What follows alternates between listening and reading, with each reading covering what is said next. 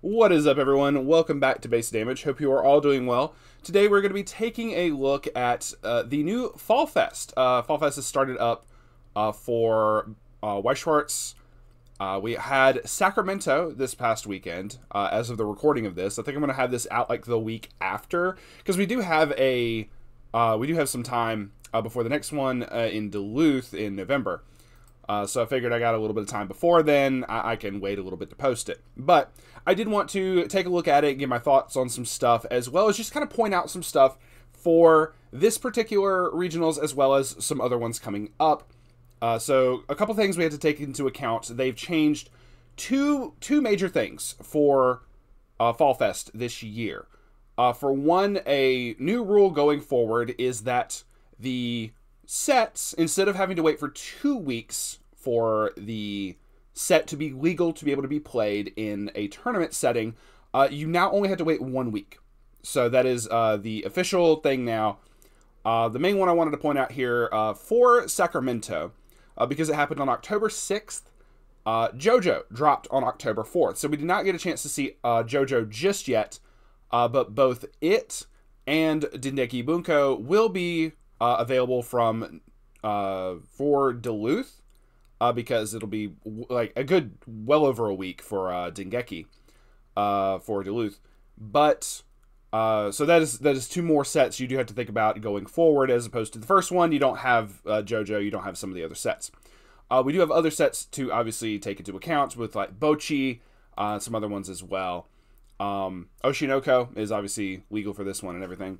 So getting into so I have to worry about it when me and Joe go down to Duluth for the first regionals I'll have been to in a long while, honestly.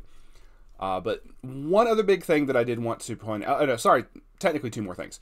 One of them I will get into the discussions when we actually go over the sets. The other one being, as of right now, once we get further down to say Austria, Australia, the Philippines, and all of that, I've tried to keep up with this, because I said that I would, with a lot of the other Asia, Oceania, and European side for Weiss.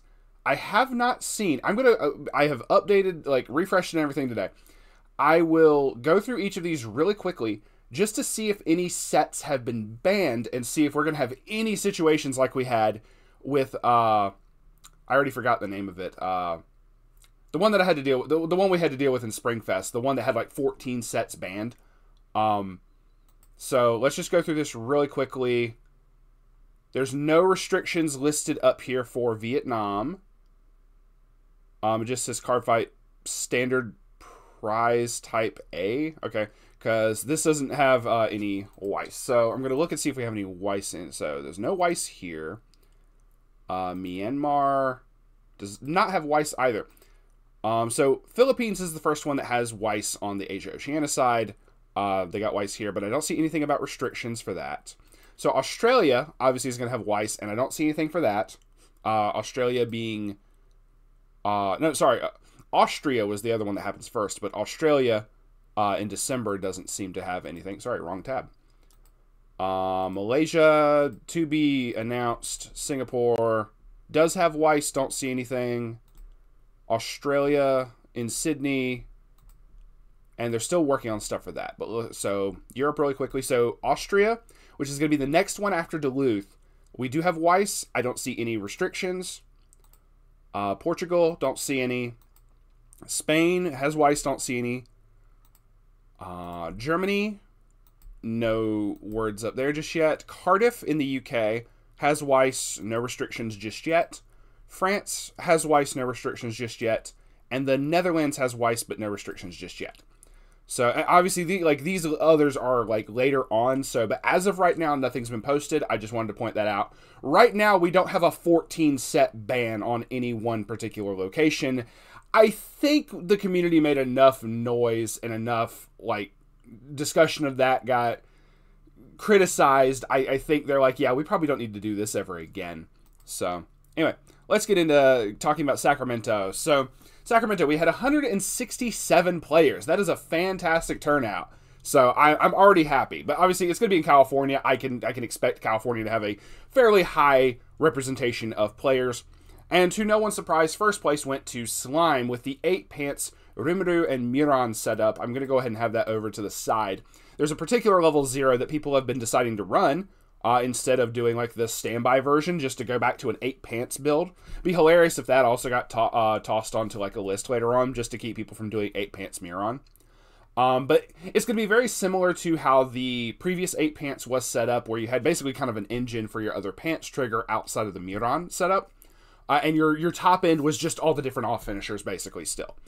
To take a quick look while it's still loading, obviously. Oh, cool. Have some very nice Miran SPs right there. A lot of alternate arts up here. Really cool.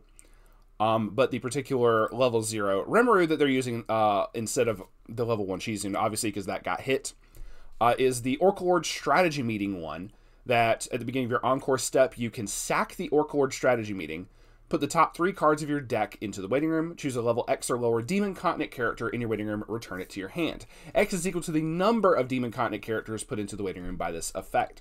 So you can very easily grab like one singular level 3 or lower character, most of the time assuming you don't mill events or climaxes. So that has been quite a popular change up in terms of what I've heard people talking about using. So the fact that it's already won a regionals is kind of cool.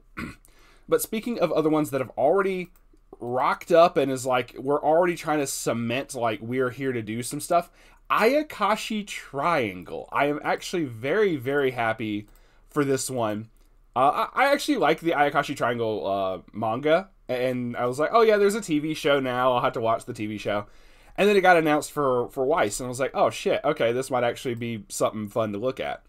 So while that is... So, it obviously is an 8 standby build focused on this particular level 3 that gives this level 3 at the beginning of Encore step, you could pay a cost to burn 2, as well as the level 1, which lets you do some salvaging and some twin drive shenanigans, letting you trigger check twice, and then coupled with, they're not running it, but there's another 1/1 that also has the trigger check twice effect, to be able to try to trigger as many standbys as you possibly can, as well as just other really nice utility throughout the entire deck. I've really liked this, and then I was like, oh yeah, this is apparently something competitive people are actually running, so I'm like, okay, cool. It's what you love to see it. Speaking of what you love to see, we have some quintuplets. The Itsuki build, which is going to be an 8 salvage build, and Guilty Gear Strive at 4th place. I was actually really happy to see this too, because I like Guilty Gear. I wanted to see it do better, but it just really hasn't done that much in the realm of topping. And Springfest, I don't count as much just yet. I know there's people who are much more competitive with the team setup, but with the teams, you always can't take all of the results at face value. Like, oh, look, Guilty Gear won this one. Yeah, but it might have not done the heavy lifting. This is cool to see that it is doing some heavy lifting by getting 4th place, and obviously probably had some pretty good representation. But anyway, so the Itsuki, obviously the really broken ass level 1 here, but it is the typical. I'm just going to kind of glance over, because most people will probably already know this one. But yeah. Also, my voice, my allergies have been absolutely rampant. One that I did not expect to see was the Miko Sora build with Hololive. And that was one of the things that I wanted to bring up for a different reason. Another rule that I have been informed of is that during Fall Fest, during the Swiss rounds, if you reach time, there is no end of round procedures. Just both players get a double loss. Now, when you get to Top Cut, that is a different story altogether. With Top Cut, they have different end of round procedures. But it makes me kind of wary to play against decks like the Miko Sora, and I will show you this particular Sora build in a second here. Just kind of going over Chainsaw Man with Himeno power, obviously because Aki got nuked, so really cool there. Overlord actually having some kind of representation instead of just existing. The door bar setup. 7 Deadly Sins with Elizabeth Hendrickson, no surprise there. We have a secondary Itsuki deck, because for this, Weiss Tea Time showed up to 16th place, and not just 1 through 8th. So, really cool to see the results here. I'm glad to see Ruby topping with the new cards they got for the standby builds and everything. Kali, Marin, Suisei, no surprise there for Hololive. I'm actually very happy to see that that combination. And then we still have like Chloe, Marin down here further. Review Starlight, another Overlord, another 7 Deadly Sins. I don't know what Gilthunder combo it's using. I'll have to check that out in a minute here. But the Miko Sora thing in particular, this Sora can be brought out extremely early if you understand how the combo and everything. But the climax combo with it is giving itself extra power and the ability that at the beginning of your opponent's attack phase, you can give a character negative soul. So the deck is meant to stall out. And at this point, it makes me question if a lot of people are going to be trying stall tactics to kind of throw their opponent off and make them want to, make them go, oh, if I don't play faster, we're both going to get a double loss. And try to, throw them off, mentally. I don't know if that was the intention, but it is something that's going to happen. People are going to be having to pay attention to the clock a good bit more so that they don't just get an automatic loss just because the opponent decided to play stall tactics. So that is something that I'm kind of concerned on, because people are trolls. People will go in there and be like, cool, I don't care if I don't win, you're not going to win either type mentality. And so that's something that I was a little bit concerned on. But at the same time, I hope that that is not the case. I hope that's not what people are trying to do. I'm just also come from a Yu-Gi-Oh background, so I'm just used to that kind of bullshit. Anyway, so where for Yu-Gi-Oh people, that was their win condition was going into time. So I wasn't expecting to see this. I'm very happy that I see it because love all types of Hololive, and I have that. I do have a deck similar to this. But I would have expected to see the Chloe Marin up higher, or even the Kali Suisei Marin up higher. So I said I wanted to check out whatever the hell this Gilthunder combo is. It's just I can't think of it off the top of my head because I haven't looked at 7 Deadly Sins in a minute. Otherwise, I'm not surprised to see a lot of the other stuff here. I know Review Starlight has been getting a little bit of discussion with the latest set, not the set that came out before that. The one before that was kind of ass from what I was told. But the most recent one is supposedly actually pretty good. Okay, I figured they're going to be running this Gilthunder, but it's this particular climax. Broken Curse. When the card's battle opponent becomes reversed, you may pay the cost, which is sacrificing Broken Curse.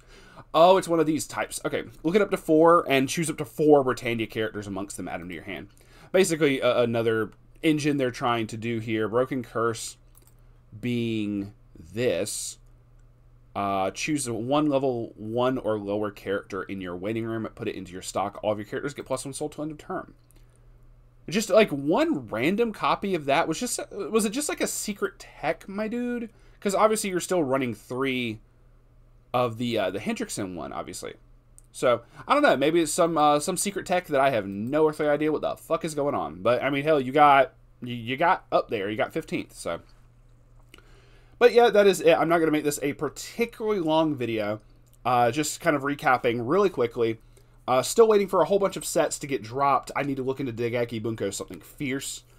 The double loss thing is something that people have to be taking into account for a lot of these. I almost wonder if people are going to be trying to do some strategies that just kind of make the opponent start worrying and make them misplay. That should not be your strategy. Is I'm going to make my opponent misplay. That's kind of shitty.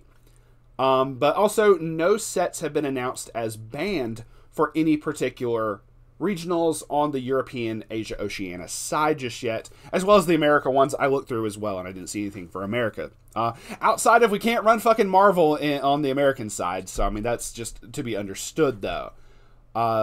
That's kind of goes without saying thing. So if anyone goes to one of these regionals and goes, oh, hey, I rocked up and they said we can't run these sets, please let me know. But as of right now, nothing has been posted on their website. But I also wouldn't put it past them to wait until people rock up and go, yeah, sorry, you're running this. You have to pick something else. Yeah, that's not allowed here. Sorry, pick something different type thing. I hope that's not what they do, because if they do, that's really shitty. But that is going to be it. Like I said, I just want to make something really quick to talk about this.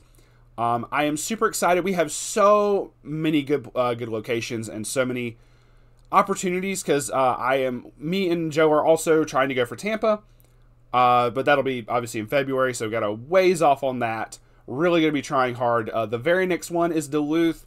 I'm hoping to try my best and see what I can do for Duluth, but I'm also wanting to have fun more than anything and meet a lot of members from the community as well. I know a lot of people from the Discord said they're going to be there, so. But yeah, that is going to be it. Thank y'all very much for watching. Please subscribe if you want. If not, hey, thanks for stopping by to check out the video. There will be a link for our Discord in the description if you want to join that as well. And that will do. We will see y'all on the flip side. Peace.